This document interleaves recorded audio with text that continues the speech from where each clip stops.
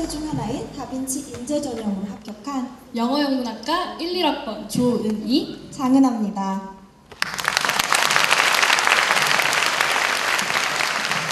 네, 입학사정관님 두 분 앞에서 면접 보던 때가 엊그제 같은데 저희가 벌써 이렇게 다빈치 꿈찾기 프로그램의 사회자가 되어서 서 있는 지금 감회가 굉장히 새롭습니다. 맞아요, 은하씨. 제가 면접 봤을 때 얼마나 떨었는지 몰라요. 하지만 마지막으로 입학사정관님들께 드렸던 말이 떠오르네요. 그게 뭔데요?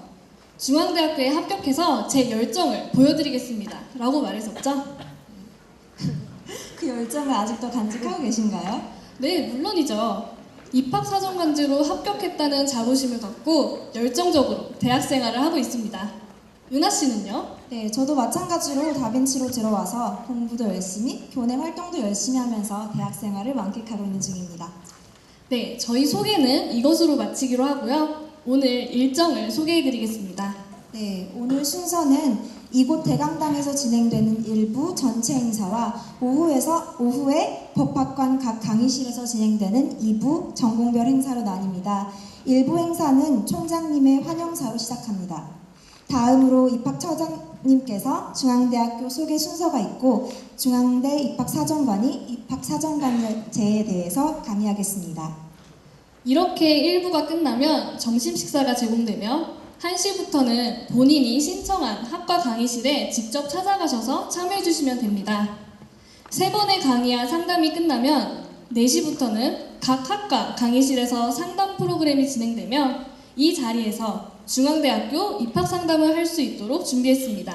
네, 그럼 지금부터 중앙대학교 다빈치 꿈찾기 프로그램 시작하겠습니다.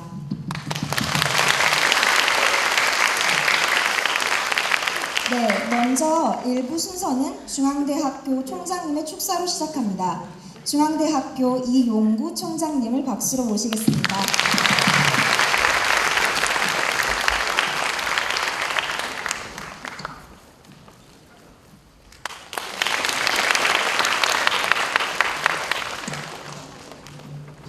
고등학생 여러분 이렇게 만나게 돼서 반갑습니다.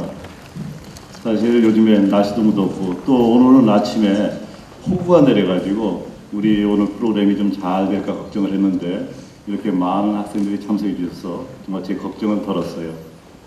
여러분 참 걱정 많죠? 또 저렇게 선배들처럼 대학도 가서 저런 얘기도 하고 싶고 그죠? 여러분 사실은 내가 이제 73년도에 대학에 들어갔는데 참 옛날 얘기죠? 근데 그때는 이런 프로그램이 없었어요. 그래서 스스로 고민을 하고 그래서 이제 대학을 갔는데 여러분이 이런 프로그램에 참여하는 건 대단히 바람직스럽습니다. 왜냐하면 대학에 들어가고 어느 대학을 택하고 어느 전공을 택하느냐가 인생을 결정하거든요. 그래서 이런 프로그램에 참여해서 교수님들 말씀도 듣고 또 같이 친구들과 같이 부모님과 같이 고민을 해서 대학과 전공을 잘 선택하길 바랍니다. 여러분이 찾아온 이곳 중앙대학교는 세계적인 수준의 대학으로 발돋움하기 위해 과감히 과거의 틀을 버리고 변화와 혁신을 주도해 왔습니다. 사실 대학에서 변화와 혁신을 한다는 것은 대단히 어렵습니다. 하지만 우리 대학은 그것을 해오고 있습니다. 첨단의 교육 연구 인프라 구축과 함께 학제 개편을 통해 학생 개개인의 가치를 높이고 글로벌 리더로서 성장할 창의적 인재 육성을 위한 교육의 장을 마련하고자 꾸준하게 노력하고 있습니다.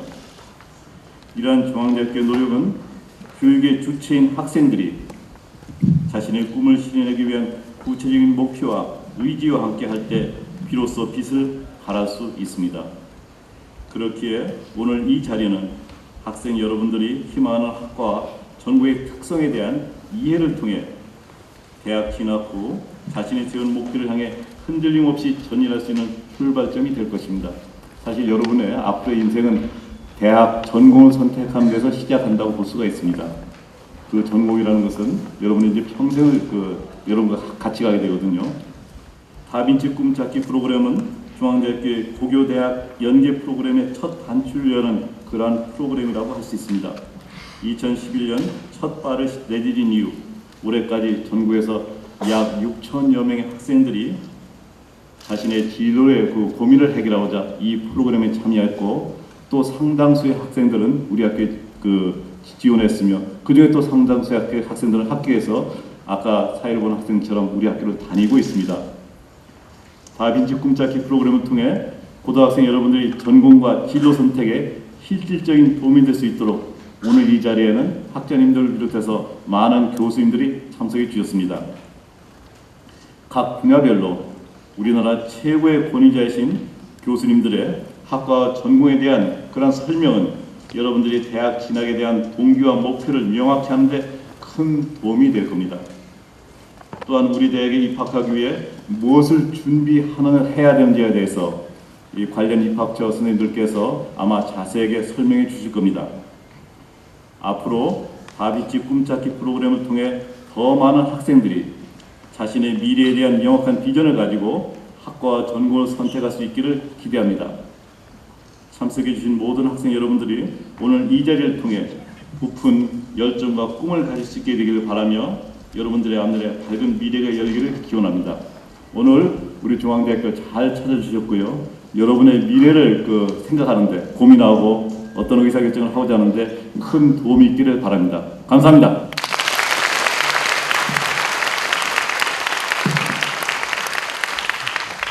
네, 감사합니다. 다음은 오늘 자리를 빛내주신 내빈들을 소개해드리겠습니다. 강현아 자연과학대학장님 오셨습니다.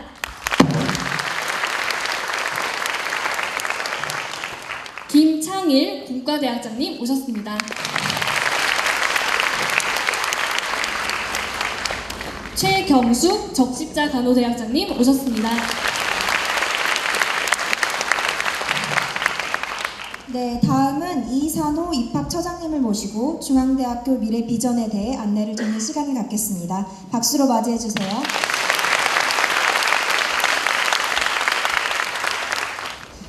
예, 여러분 안녕하십니까. 중앙대학교 입학처장 이산호입니다. 반갑습니다. 제가 간단하게 학교 소개를 대략 한 30분 정도 할 텐데요. 9층에 있는 학생들 잘 들리십니까? 9층입니다. 9층. 여기에 이제 모든 학생들이 앉지 못해서 저 위층에서 영상을 통해서 이 광경들을 또 많은 학생들이 보고 있습니다. 그 학생들을 위해서 제가 설명을 했죠. 아무튼 이렇게 보면 보일까요? 9층이?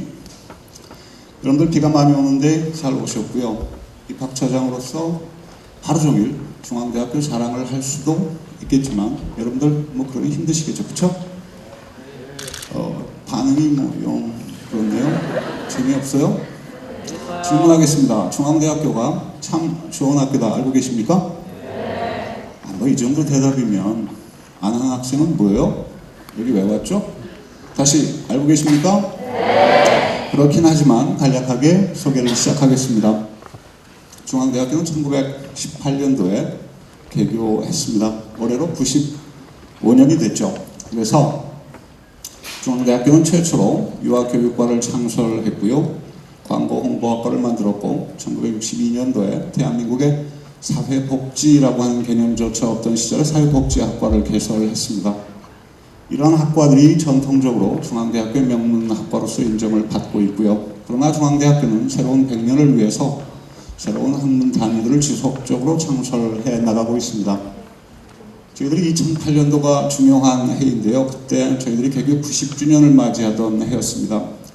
저희들이 90년은 참 잘 살아왔는데 앞으로 100년을 더 잘 살 수 있을까 고민을 많이 했죠.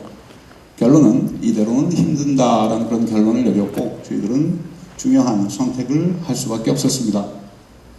첫 번째 선택이 새로운 재단을 영입하는 거였죠. 그래서 당시에 글로벌 기업 두산을 새로운 재단으로 맞이해서 지금 5년째 지속되고 있습니다. 현재 중앙대학교는 글로벌 기업 두산과 함께 하고 있습니다. 두산그룹은 중앙대학교 경영에 참여하면서 장학기금으로 1,200억을 출연했고요. 매년 300억에서 600억까지 지난 5년 동안 대략 2,000억 정도의 자금을 중앙대학에 투자를 해줬습니다. 고마운 일이 아닐 수 없죠.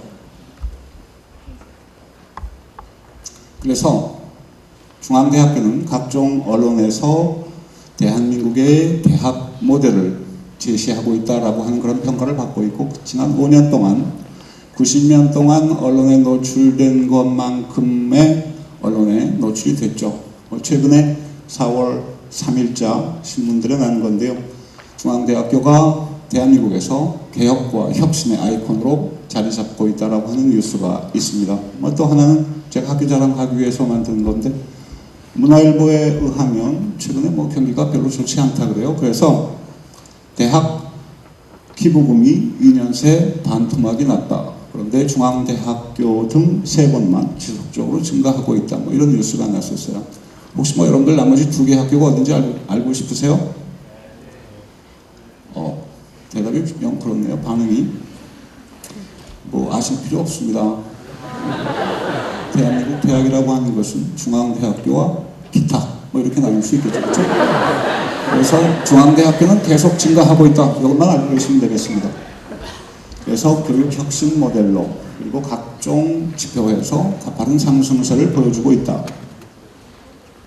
제가 대략 2천억 정도의 자금이 투입이 됐다라고 말씀드렸는데, 최초로 행했던 것이 도서관을 리모델링 했던 겁니다. 이렇게 돈의 액수가 자주 쓰여 있는 것은 뭐냐면 역시 교육도 투자다. 확실한 얘기죠. 그렇죠? 최초로 한 것이 도서관을 이렇게 리모델링 했습니다. 예쁘죠? 저희들이 하루 종일 기다렸다가 제일 예쁜 순간에 찍었어요.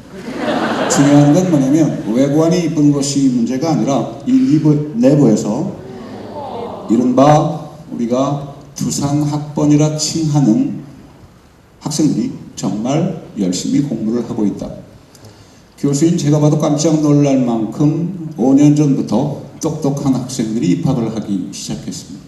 그래서 이렇게 열심히 공부를 하죠. 제가 확신하는 건 뭐냐면 저 학생들이 본격적으로 졸업을 하려면 요즘 대학 졸업하는데 5년 7개월 걸리죠. 그렇죠? 2, 3년 후부터 본격적으로 졸업을 시작할 겁니다. 그 순간이 되면 깜짝 놀랄 만한 아웃풋을 낼 것이다 라고 하는 확신을 제가 가지고 있습니다. 또한 중앙대학교는 여기에 보시는 것처럼 공인회계사라든지 행정 혹은 입법고시반 등을 운영하죠. 현재 520명의 학생이 저곳에서 각종 시험에 대비해서 준비를 하고 있습니다. 그래서 학생들 스스로가 더 나은 미래를 준비할 수 있도록 학교가 최대한의 지원을 하고 있다라고 하는 걸 말씀드립니다. 음악이 나와야 되는데 음악이 나오지 않죠? 이곳은 기숙사입니다. 바로 이때 러브하우스가 흘러나와야 여러분들이 한번 웃어줄 수 있는데 말이죠. 현재 중앙대학교는 대략 900명 정도를 수용할 수 있는 기숙사를 운영하고 있습니다. 그래서 민자 기숙사가 아니고 교비 기숙사이기 때문에 70%까지 저렴하다. 또 하나 그 옆쪽에 지금 한참 공사가 진행이 되고 있을 텐데요. 또 다른 기숙사를 만들고 있고, 또 하나는 좀 전에 전체 완공이 되면 아마 이런 모습일 겁니다. 그러면 최대 3,000명까지 학생들이 집 걱정 없이 편안하게 학내에서 공부할 수 있도록 하겠다라는 계획을 저희들이 가지고 있죠. 그래서 저희들이 3,000명 정도 규모의 기숙사를 운영하고 있고요. 또 하나는 재단이 교체된 이후에 교수님들의 연구 성과가 이런 정도로 성장을 했다라고 하는 것을 소개할 수 있겠고요. 또 중앙대학교는 최초로 안성과 서울 캠퍼스를 통합했습니다. 그래서 요즘은 이제 주로 예체능 계열이 안성에 자리를 잡고 있고요. 나머지 모든 학과들은 서울에 자리를 잡고 있죠. 한 달 전쯤 저희들이 인천에 제3캠퍼스와 천병상 정도의 병원을 짓기 위해서 인천시와 계약을 했죠. 그래서 저희들은 현재 통합된 안성과 서울 캠퍼스를 운영하고 인천의 제3캠퍼스를 그리고 병원을 운영할 계획을 가지고 있습니다.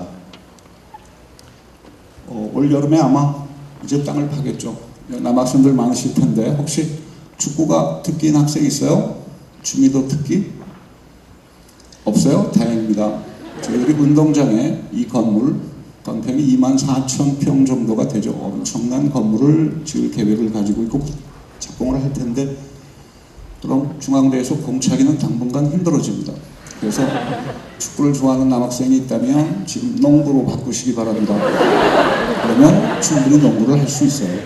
그래서 완공되면 이곳에서 공은 찰 수 있겠지만 아마 제가 생각할 땐 뭐 골키퍼 2명만 있으면 충분히 축구를 할 수 있지 않을까 뭐 이런 생각을 해봐요. 그래서 최대의 경영 경제관을 착공할 계획을 가지고 있습니다. 그리고 이러한 저희들의 노력이 정부로부터 인정받아서 저러한 정부의 지원을 받고 있고요. 여러분들의 미래가 중앙대학교에 확실히 있다라고 하는 것을 자신 있게 말씀드리고, 지금 여러분들이 상상하는 것보다 여러분들이 졸업할 무렵에 훨씬 더 좋은 중앙대학교가 만들어질 것이다 라고 하는 확신을 가지고 있기 때문에 오늘 여러분들이 전공에 대해서 다양하게 생각을 해보시고, 물론 뭐 전통적으로 명문학과도 있습니다만은 새로운 50년을 우리가 어떻게 중앙대학에서 공부한 학생들이 잘 살 수 있을까라고 고민해서 만들어 놓은 새로운 전공 단위들도 있습니다. 그래서 여러분들이 오늘 열심히 다빈치 꿈찾기에 참여하셔서 많은 걸 보고 느끼시고 그리고 좋은 성과가 있으시길 바랍니다. 제가 장황하게 학교 설명을 너무 오래 하면 지루하실 것 같아서 저는 이 정도에서 멈추겠습니다. 감사합니다.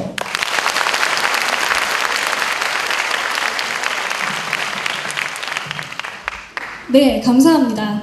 다음엔 중앙대학교 차정민 선임 입학사정관을 모시고 입학사정관제에 대해 안내를 듣도록 하겠습니다. 박수로 맞이해주세요.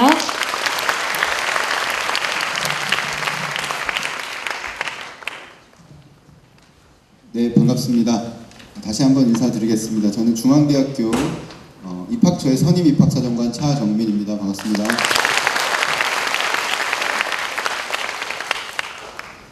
여기 오늘 어떤 학생들이 왔는지 먼저 한번 그 손을 들어보는 순서를 갖도록 하겠습니다. 일단 고등학교 3학년 학생 한 절반 정도 왔네요. 네, 그 다음에 고등학교 2학년 또 절반이네요. 고등학교 1학년 학생 많이 오셨네요. 그 다음에 중학생 중학생은 없고요. 네. 학부모님은 안 계시죠? 네. 저희가 이제 입학사정관 전형이긴 합니다만 사실 여러분들이 입학사정관제 전형으로만 들어올 생각은 가지고 있지 않죠. 네, 그렇지만 여러분에게 어쨌든 피가 되고 살이 되는 얘기들을 들려드리도록 하겠습니다. 그리고 1학년 또 2학년 학생들은 지금 입학사정관제를 이미 준비를 할 수도 있는 것이고 아닌 학생들도 있겠지만 입학사정관제가 뭔지 는 아시겠지만 간단히 소개를 해드리고 여러분이 어떻게 준비를 하는 게 좋은지, 또 올해 우리 다빈치를 비롯한 입학사정관제 전형은 어떻게 운영이 되는지를 안내해드리겠습니다. 아직 수시 모집 요강을 저희가 안 드렸어요. 이번 주 정도에 파일이 올라갈 걸로 저희가 보는데요. 그래서 미리 한번 보여드리는 순서를 갖도록 하겠습니다. 들어는 보셨나요? 이게 뭐냐면은 이제 OECD에서 주관을 하는 여러 성취도 평가가 있습니다. 그러면은 뭐 피사, 팀스 이런 성취도 평가가 있는데 거기서 항상 대한민국 학생들, 초, 중, 고등학교 학생들은 최고의 학력을 가졌다라고 이야기를 듣고 있습니다. 거의 뭐 핀란드, 뭐 홍콩 이런 데와 더불어서 3위권을 항상 유지를 하고 있는데 아쉽게도 공교육에 대한 만족도는 상당히 낮고 그리고 그 시간을 투자한 만큼 성취를 하지 못해요. 예를 들면 핀란드 같은 데는 저희와 똑같은 성취를 하고 있는데도 불구하고 저희의 한 절반 정도의 학습량을 갖고 있으면서도 열심히 이렇게 공부를 하다 보니까 학생들은 점점 힘들어지고 딴 생각도 못게 되고 그래서 뭐 행복 지수가 상당히 바닥인 것 같습니다. 여러분 행복하시는지 모르겠어요. 행복하세요? 네. 예라는 대답이 많이 나오지는 않는 것 같네요. 그래서 왜 이럴까를 생각했을 때 너무나 이 고등학교 교육이 입시에만 너무 맞춰져 있어서 여러분들을 행복하게 하는 데는 많이 소홀하지 않았나 그렇게 생각합니다. 그래서 성적에 따른 줄세우기가 너무 심하다는 것이죠. 여기는 지금 저희 국가대표 선수가 올림픽에서 은메달을 따고 저렇게 서럽게 우는 장면입니다. 사실 그 체급에서 세계에서 2등을 했다는 거는 반에서 사실 2등하기도 힘들잖아요, 여러분. 근데 세계에서 2등을 했다는 건 상당히 대단한 건데 이게 너무 이렇게 성적 하는 것이 아닌가. 그래서 이런 현실을 좀 타파하자라는 그런 움직임들이 어른들이 좀 하고 있습니다만 그것도 쉽지 않은 것도 사실이고요. 그래서 이제 도입이 된 게 사실은 입학사정관제 전형이라는 것입니다. 그 뜻은 공교육의 내실화를 기여하자. 그러니까 그거죠. 고등학교 생활만 열심히만 하면 대학에 진학을 할 수 있도록 하자. 다른 사교육이나 이런 외부의 힘을 전혀 빌리지 않아도 최대한 할 수 있도록 하자는 것이고, 저희 대학의 입장에서는 지금까지 학력고사 뭐 이런 쪽으로 공부만 잘하는 학생들을 뽑았을 때 과연 21세기가 원하는 대학의 인재상인가 라는 것을 많이 지금 생각을 합니다. 뭐 대입제도 간소화라는 얘기를 많이 하지만 어쨌든 여러 층의 학생들을 저희가 다양하게 뽑는 것이 다양한 글로벌 사회에서 저희가 나아가야 할 바가 아닌가 그렇게 생각하는 측면이 있어서 미리미리 1학년 때부터 전공을 대해서 좀 더 생각하는 학생, 옛날부터 자신의 꿈을 키우기 위해서 노력했던 그런 학생들을 한번 선발해보자. 그래서 대학의 인재상에 맞춰서 보자는 것이죠. 지금까지는 그 성적만 좋으면 그 학생이 어떤 학생인지도 전혀 저희는 궁금해하지도 않았고, 이 학생이 어떤 어려움을 극복을 했는지 아니면 어떤 성공을 맛봤는지는 저희는 학생부의 이면에 가려져 있기 때문에 전혀 보지 않았습니다. 근데 이제는 자기소개서도 보고 이 학생이 이런 역할을 했었구나, 이렇게 힘들었음에도 불구하고 이렇게 열심히 잘해줬구나, 이런 것들을 좀 평가를 하는 거죠. 실제로 자기소개서 잘 쓰는 학생들을 보면 저희가 정말 가슴이 벅차오를 정도로 뿌듯한 경험도 있고, 정말 이렇게 어려운 환경에서 열심히 살았다는 거에 대해서 감사를 하기도 하고, 사실 그렇습니다. 그래서 어쨌든 고등학교 교육을 성실하게 이수한 학생들에게 저희는 대학의 문을 두드릴 수 있는 기회를 주자는 뜻에서 입학사정관제를 도입을 했습니다. 중앙대학교는 저희 자랑이긴 합니다만 2002년도부터 입학사정관제에 대해서 계속해서 이제 벤치마킹을 해왔고 2006년도부터 독자적으로 실시를 했습니다. 그래서 2007년도에 다빈치형 인재 전형이라고 새로운 인재 전형의 모형을 선정이 됐고요. 그래서 지금까지 선도대학으로서 열심히 노력을 하고 있습니다.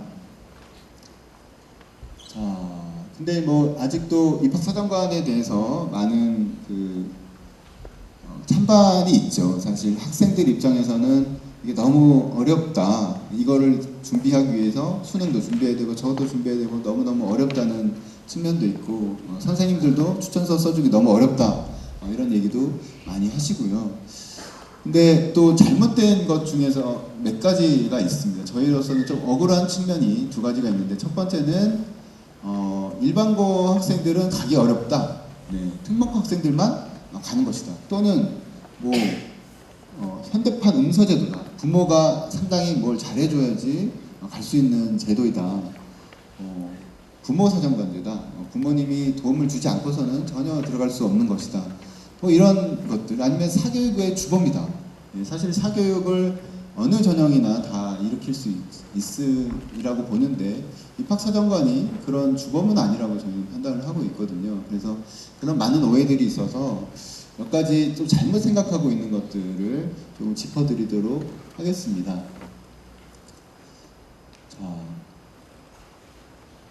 그러니까 제가 뭐 여러 고등학교를 가다 보면 정말 잘못 생각하고 있는 학생들이 상당히 많이 있고, 학부모들도 잘못된 생각으로 학생들을 지도를 하는 것 같아서 몇 가지를 준비를 해봤습니다. 일단은 합격생들은 합격 후에 성적이 낮다. 그러니까 이것의 잘못된 얘기는 입학사정관 학생들은 성적이 낮은 학생들을 뽑기 때문에 혜택을 주는 것이다. 다른 학생, 정시로 수능으로 가는 학생들은 제대로 간 것이고 사정관제로 가는 애들은 공부를 못해도 봐준 것이다. 이렇게 판단을 하는 경우가 있는데 그것은 아니라는 것이죠. 이미 많은 공부 잘하는 학생들이 입학사정관제로 많이 도전을 하고 있고, 그래서 내신 성적도 상당히 좋은 학생들도 많이 들어와 있습니다. 그리고 1학년 때부터 3학년 때까지 열심히 자신의 꿈을 위해서 노력을 해왔기 때문에 들어와서도 내가 대학에 와서 이제 뭐 하지? 이런 생각보다는 내가 열심히 고등학교 때 했던 대로 열심히 하자라는 학생들이 많아서 들어와서도 성적이 상당히 좋은 편입니다. 또 부모님의 관심 없이는 힘들다. 물론 이제 학생들 중에서는 부모님께서 워낙에 간섭을 많이 하시고 또 길을 알려주시는 분도 계시지만 결국은 자기 힘으로 갈 수 있는 거거든요. 그래서 외부에서 어떤 상을 부모님이 알선을 해준다든지 외부의 봉사활동을 부모님이 해준다든지 이런 식으로 이제 오기는 거의 힘들다. 결국은 그 학생이 얼마나 우수한지 학생을 보려고 하는 것이 좋고 그런 자료나 이런 것들을 준비하는 것도 학생의 힘으로 다 해야 된다. 그것을 면접을 통해서나 다른 서류들을 통해서 저희가 철저하게 검증을 하려고 합니다. 그래서 부모님이 어떤 사람이다, 형제가 어떻게 잘났다가 아니라 여러분이 가지고 있는 장기가 무엇인지를 꾸준히 얘기를 해줘야지 되는 것이고요.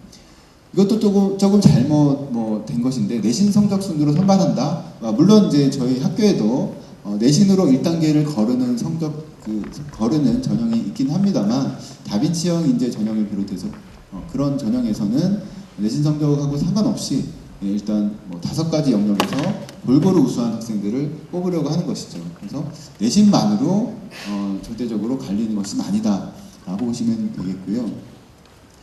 이거는 아직도 잘 모르시는 분들이 있을 것 같아서 말씀을 드리는데 어학 성적, 공인어학 시험 아니면 교과의 어떤 활발한 활동 이런 것들이 필요한가라는 것인데 올해는 거의 모든 대학에 공통사항으로 적혀 있을 것이 공인어학 성적 시험 내지 마라. 그리고 교과와 관련된 교회 수상활동 실적 내지 마라. 그리고 해외 봉사활동을 내지 마라고 이렇게 되어 있습니다. 그렇기 때문에 반드시 그걸 지키셔야 되고 이렇게 좀 사교육과 연관된 그런 활동들은 저희가 전혀 반영을 하지 않는다. 그리고 학교 교육을 위주로 저희가 평가한다라고 보시면 되겠습니다. 공부는 못해도 스펙만 있으면 합격을 하는가요? 내신 성적 순으로 뽑진 않습니다만 저희가 학업 수학 능력을 볼 때 단순히 내신 성적뿐만 아니라 여러 가지 것들을 보는 것이죠. 그래서 특히 공부를 잘 하지 못하는데 활동만으로 가는 전형이 입학사정관 전형이다 라고 생각하지 않으셨으면 좋겠습니다. 공부도 분명히 중앙대학교에서 다른 친구들과 함께 할 수 있을 정도로 충분히 잘 해야 되고요. 특히나 공대를 지망한 학생들, 자연과학대를 지망한 학생들은 고등학교 때 제대로 배우지 않고 대학에 왔을 때 상당히 힘들게 따라가지 못하는 경우가 있습니다. 그래서 철저하게 공부에 대해서 기초적으로는 판단을 합니다만 어느 학생을 뽑을까를 봤을 때 무조건 성적 좋은 학생들만 뽑겠다라는 것은 아니다. 것을 알아주시기 바랍니다. 또 이것도 좀 많이 오해를 하는 부분인데요. 전공과 관련된 활동이 많아야 된다. 또는 전공과 관련된 지식이 누가 더 많은지로 뽑힌다라는 것입니다. 저희는 고등학교 학교 생활 위주라고 했습니다. 물론 지원하는 학과와 관련돼서 열심히 노력했던 경험들은 저희가 물론 봅니다만 그렇지 않은 학생들도 많이 있습니다. 그렇습니다만 저희가 보는 것은 고등학교 학생으로서 얼마나 내 자리에 내 위치에서 열심히 노력했는지를 보는 것이지 누가 더 심리학과에 들어오기 전에 심리학 공부를 대학생처럼 선행학습을 하느냐. 요즘에 대학생 의대 공부를 초등학교 6학년이 한다는 신문기사도 나왔습니다만 선행학습이 절대로 좋은 것이 아닙니다. 오히려 어설프게 대학에 대해서 배우고 왔다가는 교수님이 더 싫어할 수도 있습니다. 그렇기 때문에 여러분이 할 수 있는 그 상황에 맞춰서 고등학교 학생들의 본분에 맞는 정도의 기초 소양을 키워주시면 되는 거지 전공과 관련해서 누가 더 많이 팠나? 누가 더 열심히 했느냐? 라고 그것이 이제 합격의 지름길은 분명히 아니다는 것을 말씀드리고 싶습니다.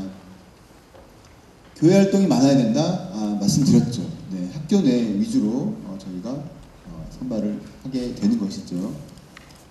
진로 희망이 바뀌면 안 된다. 여기 많은 학생들이 있습니다만 진로 희망은 언제든지 바뀔 수 있습니다. 30대, 40대가 돼도 내가 앞으로 어떻게 살아야 되지 이렇게 걱정을 하는 사람들이 많아요.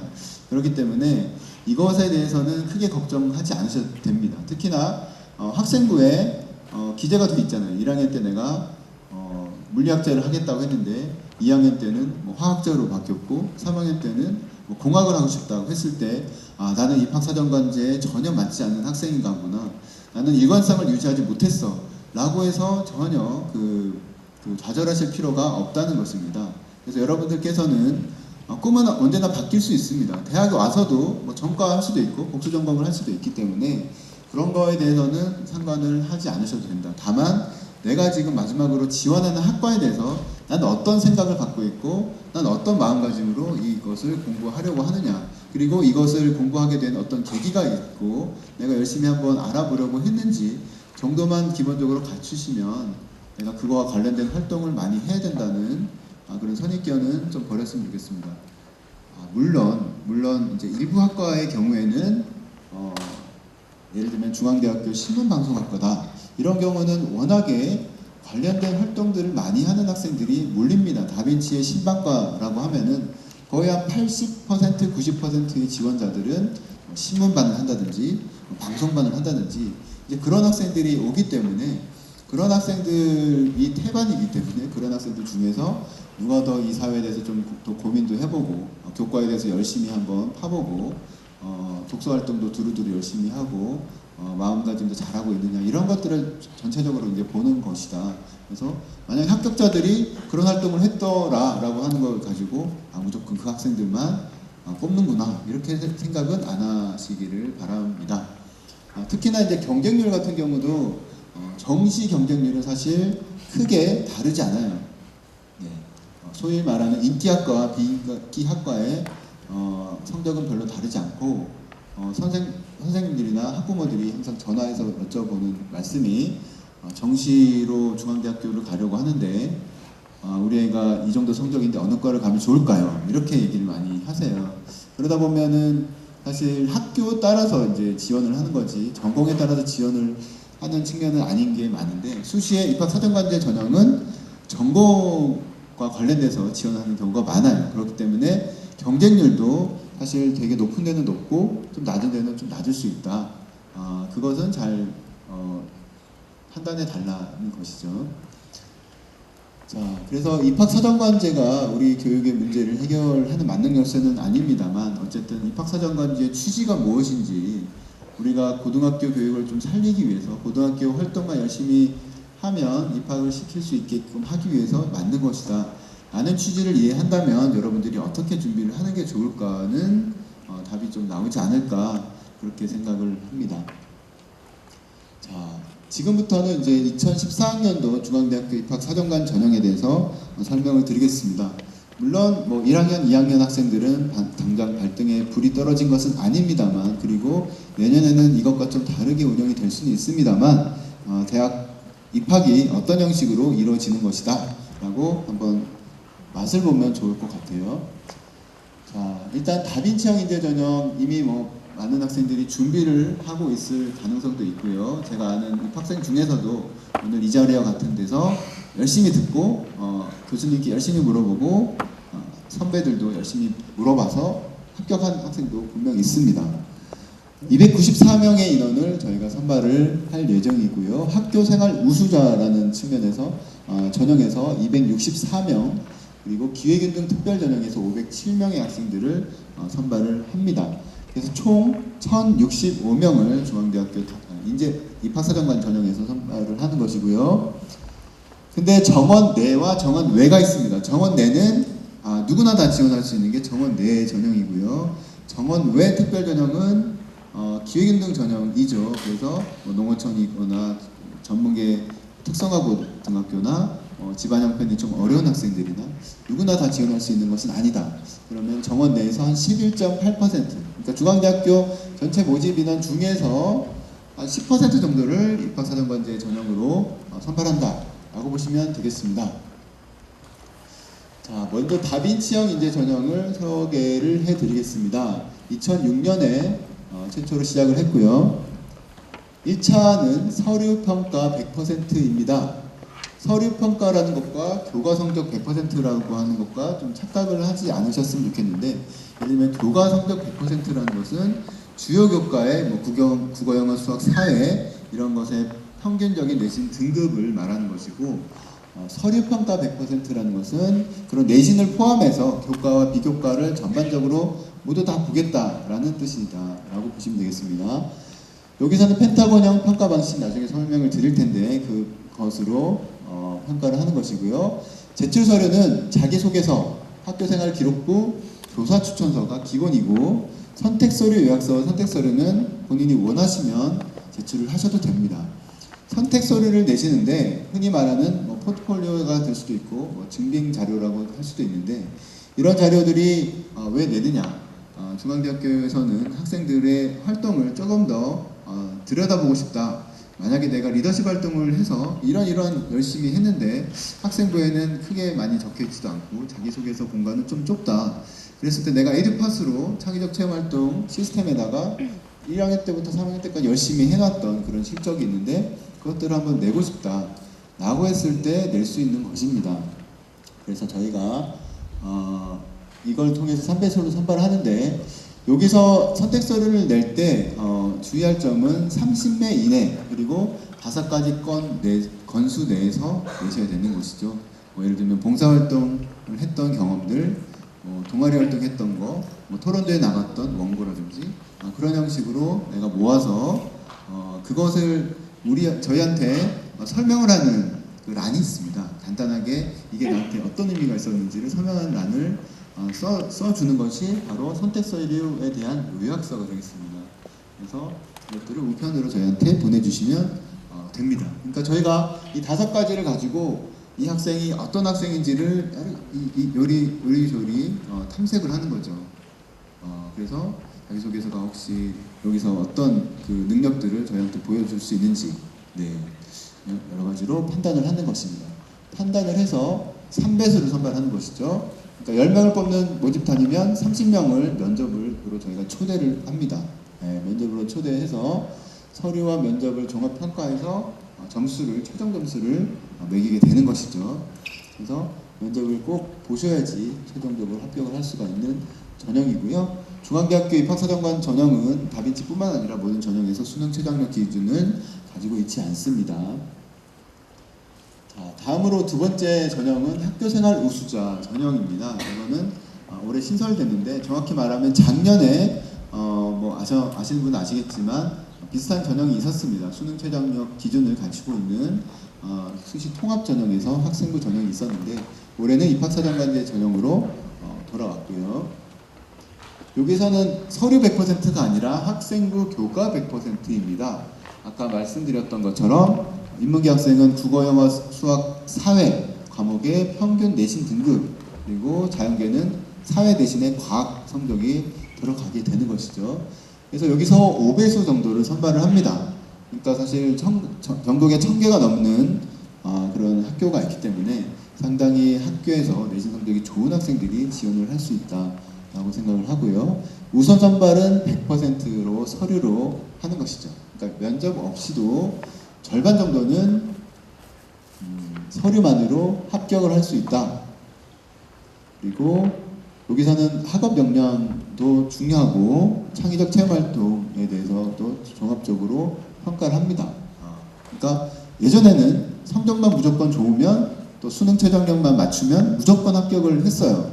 근데 올해는 그 학생이 성적만 좋더라도 다른 내용들도 가지고 판단해서 저희가 정말 제일 괜찮은 학생들을 뽑아보겠다라는 뜻이고요. 나머지 일반 선발은 서류와 면접 종합 평가를 합니다. 그러니까 우선 선발, 일반 선발이라는 것은 여러분들이 선택을 할 수 있는 게 아니에요. 여러분 원서를 넣을 때 나는 우선 선발에 한번 도전해보겠다 이런 것은 아니고, 학과의 모집 단위에만 원서를 넣어주시면 저희가 뽑는 기준입니다. 뽑는 기준이 우선 선발에서 만약 뽑히지 않았더라도 일반 선발을 통해서 면접을 봐서 뽑는데 한 3배수 정도 인원을 저희가 면접으로 부를 예정이다 라고 보시면 되겠습니다.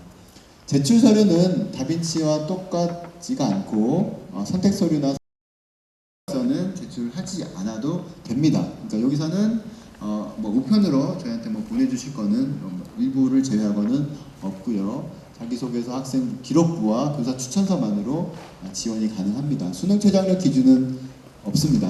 네. 자, 그러면 다빈치형 인재 전형을 지금까지 많이 준비를 해왔었는데 학교생활 우수자라는 것도 입학사정관 전형으로 들어왔다. 그럼 이 둘 중에서 어떤 것을 좀 선택을 할지를 고민을 하시는 학생들이 있을 것 같아서 한번 가져와 봤습니다. 일단 공통적으로는 입학사정관이 가지는 특징을 갖추고 있다. 그래서 학생 개개인을 면밀히 살펴본다는 것이죠. 그러니까 수동적인 학생들보다는 적극적인 학생, 그리고 동기와 열정을 갖춘 학생, 목표의식이 좀 뚜렷해 보이는 학생, 자기주도적으로 열심히 공부할 수 있고 나만 잘난 학생이 아니라 공동체 정신을 갖춘 학생들을 보겠다는 것은 똑같습니다. 근데 학업 능력에 있어서는 학교생활 우수자는 명백하죠. 명백하게 학생부에서 주교 교과가 최우수 학생들을 거르는 것이고요. 다빈치 전형에서는 내신을 물론 잘 봅니다만 내신에 따라서도 조금 낮더라도 다른 학업 능력을 저희가 판단을 해서 충분히 학업이 가능하겠다라고 하면 뽑을 수도 있는 것이죠. 그러니까 여기는 기회 자체가 아예 뭐 2등, 3등급 넘어가면은 기회 자체가 아예 없는 것이지만 여기는 조금 폭넓게 기회가 있다는 것이 조금 다른 점이고요. 평가 방법은 펜타곤 5가지 요소에 대한 균형 있는 평가, 펜타곤을 다시 말씀드리겠습니다. 를 한다면 여기는 학업 능력과 창의적 체험 활동에 대해서 평가를 하는 것이고요. 지원자의 특성에 따라서 좀 다를 수 있을 것 같아요. 다빈치형 인재 전형 학생들은 들어와서도 상당히 열띤 도전 정신을 가지고 그래서 성적도 좋은 학생도 많지만 성적은 좀 내팽개치고라도 내가 하고 싶은 거 진짜 대학에서 열심히 하는 학생도 있어요. 그렇게 도전 정신이 있고 좀 다양한 활동 내역을 보였던 학생들이라면 여기는 아무래도 학교에서 열심히 충실하게 학교 교육 과정을 잘 따르고 그래서 성적도 참 좋았고 많은 활동 내역들을 그래서 학교 내에서 열심히 잘 했던 성실하고 충실한 학생들을 뽑으려 하는 것이죠. 그러니까 그동안은 성적이 상당히 좋은 학생들도 다빈치형 인재 전형에만 지원을 할 수 있었는데 그런 학생들은 학교생활 우수자에서 또 뽑힐 수 있는 예측 가능성을 좀 더 드리고 다빈치형 인재 전형에서는 성적도 좋지만 아주 탁월하지 않은 학생들도 기회를 드린다라고 보시면 될 것 같습니다. 자, 기획인등 전형은 저희가 말씀드렸다시피 여러 전형이 있는데 농어촌 전형과 사회공헌 배려자 전형이 있습니다. 여기서는 학생부 교과 100%로 올해 바뀌었어요. 그리고 3배수 선발을 통해서 2단계 면접과 서류를 통해서 최종적으로 합격자를 판단을 하는 것이고 공통 제출 서류는 다음과 같습니다. 근데 다빈치와 다르게 선택 서류 요약서는 저희가 선택 서류를 3건 20매 내외로 좀 더 제한을 했습니다. 조금 부담을 덜어드리고자 조금 제한을 한 측면이 있고요. 수능 최장력 기준은 없습니다. 어떤 학생들인가? 사회공헌자와 배려자는 사실 정원 내외로 좀 다릅니다. 사회공헌자는 정원 내에서 11명이 을 뽑습니다. 여기는 독립유공자, 국가유공자, 5.18 유공자 등의 자녀들과 올해부터 신설된 것은 20년 이상 장기 복무, 직업군인, 경찰, 소방공무원들도 포함이 되고요. 자녀들도 포함이 되고 다자녀, 3자녀 이상 자녀, 그리고 다문화 가정의 자녀들도 여기에 지원을 할 수가 있습니다. 사회배려자 전형에서는 140명을 뽑는데 국민 기초생활보장 수급자 자녀들 그리고 차상위 계층 중에서 국가에서 복지구별을 받는 학생들, 수급자 학생들이 지원을 할 수 있고요. 농어촌은 고등학교 입학 12개월 전부터, 그러니까 중3 때부터 부모님과 본인이 모두 농어촌에서 거주할 경우에 지원 자격이 있습니다. 아까 말씀드렸지만 학생부 교과 100%로 선발을 3배수를 한다는 것을 잘 알아주시기 바랍니다. 네. 특수교육 대상자는 장애 등급을 1, 2, 3등급을 갖춘 학생들이 지원을 할 수 있습니다. 사실 특수교육 대상자도 재작년까지만 해도 저희가 수능으로 뽑다 보니까 들어온 학생이 하나도 없었습니다. 근데 입학사정관제로 전형으로 전환을 하면서 저희가 작년에는 전동 휠체어를 타고 온 학생들까지도 뽑았었고 그 학생이 들어오면서 중앙대학교의 시설도 많이 바뀌었고요. 어떤 학생은 수학에 대해서는 정말 머리가 좋은 학생이었습니다. 영화 뭐 레인맨을 보시면 상당히 그 증후군이 있는 학생이지만 더스틴 호프만이 수학적인 능력이 상당히 좋았던 그런 에피소드가 나오는데, 이 학생도 마찬가지로 평균적으로는 중앙대학교에 전혀 올 수가 없는데 수학적인 머리는 상당히 좋아서 특수교육 전형으로 들어와서 지금 열심히 수학을 공부하고 있는 학생도 있고요. 전동 휠체어를 타고 전혀 움직일 수가 없습니다. 손가락 밖에 움직일 수 없는 학생이 지금 문과대학, 인문대학에 입학을 해서 열심히 역사를 공부하고 있는 학생도 있습니다. 그래서 입학사정관제를 통해서 이런 평균적인 성적 보다는 전공에 대한 뭐 신뢰도라든지 전공에 대한 관심으로서 들어왔던 학생들이 있다는 것이고요. 특성화고 재직자는 여러분이 아마도 해당이 없을 텐데, 특성화고등학교를 졸업을 하고 3년 이상 졸업 재직을 해야 되는 학생들을 뽑는 것입니다. 특성화고등학교 졸업자는 정시에 수능 100%를 선발하는 것으로 올해부터 바뀌었다는 점도 말씀을 드리겠습니다. 공통 서류 제출은 아까 말씀드렸다시피 이렇고요. 자, 그러면은 다빈치형 인재 전형을 위해서 펜타곤형 평가 방식을 소개를 해드리겠습니다. 중앙대학교에는 교육 목적이 있는데 창의적이고 융합적인 인간을 기르자는 것이고, 저희가 이제 중앙대학교에서 기르는 학생들의 목표이기도 하지만 다빈치형에서는 이것들에 대한 어느 정도 싹수가 보이는 학생들을 한번 뽑아보자는 것도 있죠. 그래서 실용적인 전문인이다, 뭐 자율적인 교양인이다, 이런 중앙대학교의 인재상이 있는데 그 인재상에 맞춘 학생들을 한번 선발해보자는 것이죠. 그래서 학업수학 능력, 뭐 리더십, 봉사정신, 자기주도 창의성, 문화 친화성의 5가지 기준을 두고 여러분들이 여기서 얼마나 도전을 해왔고 충족을 시키느냐를 통해서 뽑는 것입니다. 그래서 여기서 중요하게 생각할 점은 양적인 측면만을 저희가 보지는 않는 것이죠. 물론 학업수학 능력도 내가 보여줄 수 있는 내신 성적이나 어떤 수상 실적이 있으면 더 좋습니다만, 그것뿐만 아니라 그 학생의 여러 가지 측면들을 통해서 질적인 평가를 하는 것이고요. 리더십이나 봉사정신도 마찬가지로 내가 뭐 많은 시간을 외부에 나갔던 수상 실적만 들이대서 하는 게 아니라 내가 그걸 통해서 어떻게 성장했는지, 그리고 내가 어떤 마음가짐으로 그것들을 해서 내가 어떻게 활동을 해왔는지를 질적으로 저희한테 보여주셔야 됩니다.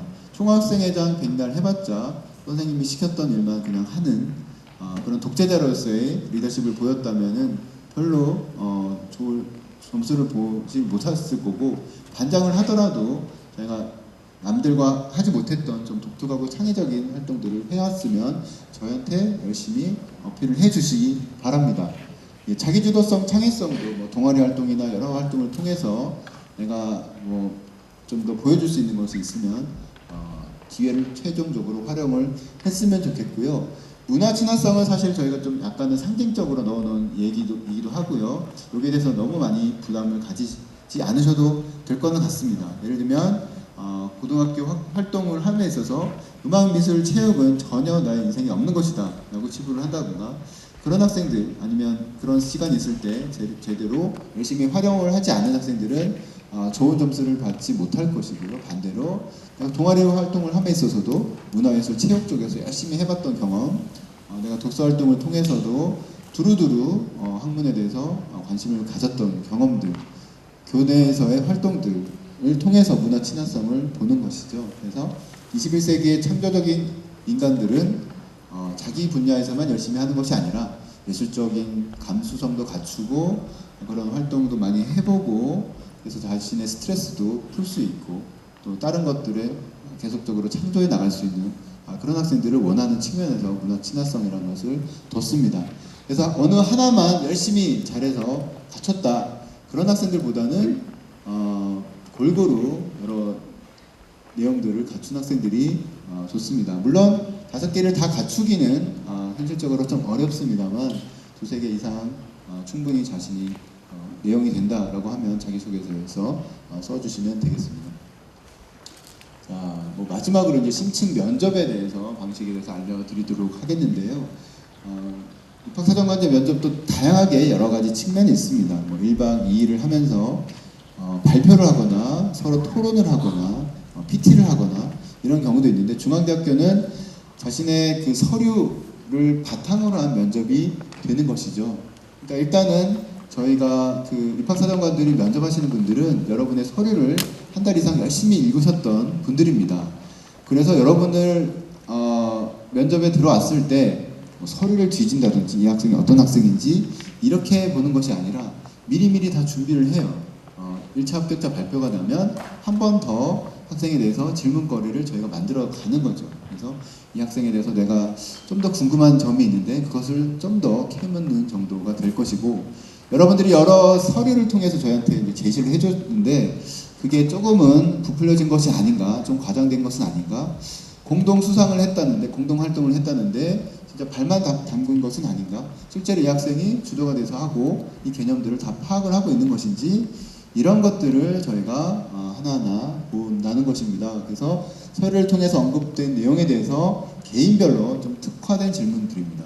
그러니까 뭐 여러분들이 인터넷 사이트에다가 올립니다만 그때마다 다 내용이 다를 거예요. 왜냐하면 모두 똑같은 질문들을 하지 않고 여러분들이 냈던 서류를 바탕으로 질문을 재구성한다는 것입니다. 그러기 위해서 여러분들이 해야 될 것은 서류를 그냥 대충 꾸미면 안 된다는 것이죠. 자기가 하지도 않은 것을 했다고 부풀리기를 한다든지 그랬을 때는 면접 때 오히려 독이 돼서 부메랑이 돼서 날아올 수 있다는 것을 잘 아시기 바랍니다. 특히나 요즘은 자기소개서도 그게 있죠. 유사도 검색 아시죠? 네, 표절 검색이 있습니다. 내가 어떤 표본을 가지고 인터넷에 돌아다니는 표본을 가지고 내 문장을 썼다. 나는 물론 그 활동을 했습니다만 내가 그 문장 내 활동이 아니라 남이 했던 것을 그대로 가져오는 것입니다. 물론 어른들이 지금 표절을 많이 하고 거짓말을 많이 해서 여러분들이 또 본받는 그런 측면도 있는데, 따라하는 측면도 있는데, 이제 여러분의 시대는 따라하는 시대는 지났다.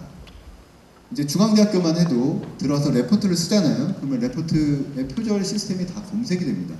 그러니까 이제 자기가 그 수동적으로 받아서 이게 내 것으로 만들지 않으면 안 됩니다. 적극적으로 내 것이 돼서 내 이야기를 적극적으로 쓸 수 있는 사람이 돼야지 입학사정관에서도 허락이 되는 것이고요. 올해부터는 웹 검색도 되죠. 그래서 구글 검색을 통해서 여러분의 문장이 다 진짜 본인들이 쓴 것인지 보는 것입니다. 대부분 걸리는 경우에는 형제자매가 또는 동아리 활동을 같이 했던 사람들이 똑같은 문장이 걸리는 경우가 있습니다. 그래서 항의를 하죠. 아니 이 동아리에서 이런 활동을 똑같이 했던 내용이 써있지 않습니까? 둘이 똑같이 했기 때문에 이런 문장이 나왔던 것입니다. 근데 만약에 오늘 이 저희 전공 프로그램에 대해서 여러분들이 다 똑같은 학과에서 활동을 했다, 강의를 들었다, 감상문 써보세요, 나의 얘기를 써보세요 했을 때 과연 똑같은 문장이 나올 수 있을까라는 측면에서는 그러면 안 된다는 것입니다. 그러니까 여러분들의 생각으로 여러분들의 주관을 가지고 쓰는 것이 무조건 중요하다. 단순히 대학 입학을 위해서가 아니라 앞으로 여러분 살아가는데 중요하다는 것이고요.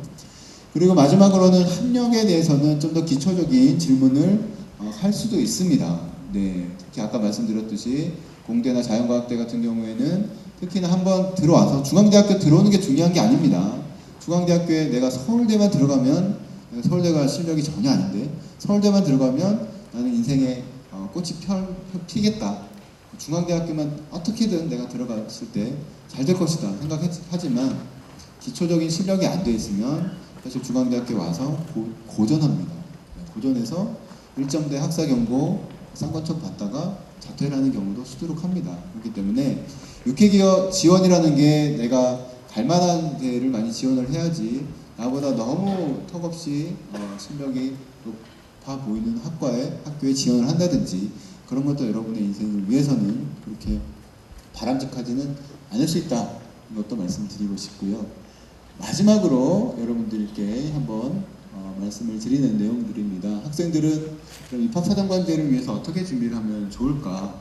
물론 저는 여러분 같이 준비하는 입장이 아니고 이렇게 서류를 편하게 받아보는 입장이기 때문에 여러분들이 워낙에 열심히 한다는 것을 알지만 저희는 이렇게 유식한 서류를 할 수밖에 없다는 점이 좀 얘기를 해드립니다. 첫 번째는 뚜렷한 목표의식이 있어야 된다. 물론 저희 때 저희 학교에 들어왔을 때는 저도 그랬고 많은 학생들이 왜 이 공부를 해야 되는지 모르고 그냥 입학을 했어요. 점수 따라서 학과를 왔고, 그래서 대부분은 놉니다. 일단 고등학교 때 힘들었으니까 놀아보자. 그래서 남학생들은 군대 가기 전까지 열심히 놀고, 군대 갔다 와서 내가 뭐 해야 되지? 이렇게 허둥지둥 하다가 취직도 잘 안 되는 경우도 많습니다. 그러니까 일단은 여러분들이 뚜렷한 목표의식을 갖춰야 됩니다. 나는 어떤 사람이 되고 싶다. 나는 무엇에 진짜 관심이 있다는 것이 뚜렷하면 뚜렷할수록 자기소개서에 그 내용들이 제대로 잘 흡수가 되는 것이죠.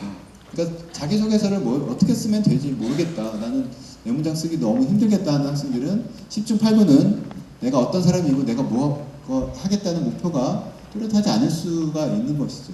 그래서 이런 학생들일수록 자기소개서를 통해서 저희한테 전달되는 내용들이 그 마음이 다 느껴지는 학생들이 분명히 있습니다. 그래서 나의 관심을 찾아야 되고 기본에 충실했으면 좋겠다는 것입니다. 단순히 성적 높은 학생들 뽑는 것이 아니라고 제가 얘기했죠.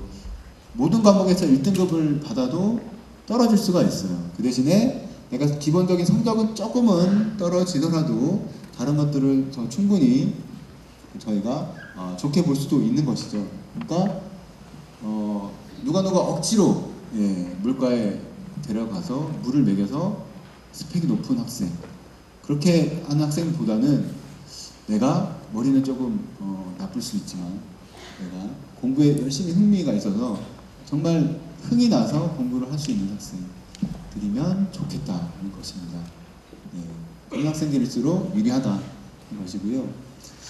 교내 활동에 적극적으로 참여하는 것이 중요합니다. 일단 박사장관제 전형에서는 어머니께서 뭐라고 하시더라도 외부에서 뭐 표창장을 받아오겠다, 뭐 외부에 이런 거 한번 체험 활동 한번 가봐라, 이런 것으로 별로 점수를 받지는 못합니다.